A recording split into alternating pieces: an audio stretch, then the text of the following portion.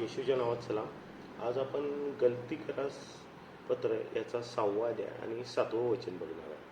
ह्याच्यात असं म्हटलेलं आहे, फसू नका, देवाचा उपवास व्हायचा नाही, कारण माणूस जे काही पेरतो त्याचे त्याला पीक मिळतं. म्हणजे आपण जे काही पेरत असतो त्याचं आपल्याला पीक मिळत असतं. बऱ्यापैकी आपण काय करतो की पेरताना ज्यावेळेस एखादी बी पेरला जातो त्यावेळेस त्याला वेळ द्यायला पाहिजे कुठल्याही गोष्टीला. जसं की तुम्ही पेरला, त्याला पाणी घातलं पाहिजे, त्याला तुम्ही खत दिलं पाहिजे, औषध मारलं पाहिजे, भरपूर गोष्टी असतात. मग ते थोड्या दिवसांनी किंवा महिन्या 2 महिन्यांनी वर्षांनी त्याचं पीक येणार, मग ते तुम्हाला फळ देणार. तुम्हाला जे तुम्हाला अपेक्षित आहे त्याप्रमाणे तुम्हाला फळ देणार.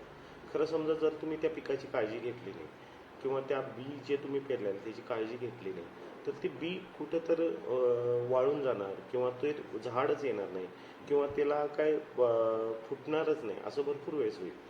आपल्या जीवनात पण असंच आहे की आपण भरपूर वेळेस काय करतो की बी ज्यावेळेस पेरतो, म्हणजे जसं आपण प्रार्थना करतो, उपवास करतो की आपल्याला लगेच रिझल्ट पाहिजे असतो.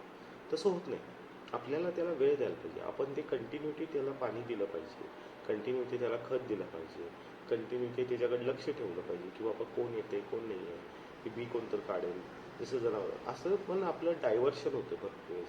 आपण ज्यावेळेस बी पेरतो त्यावेळेस त्याला कंटिन्यू खत पाणी द्यायला पाहिजे, त्याची काळजी घेतली पाहिजे.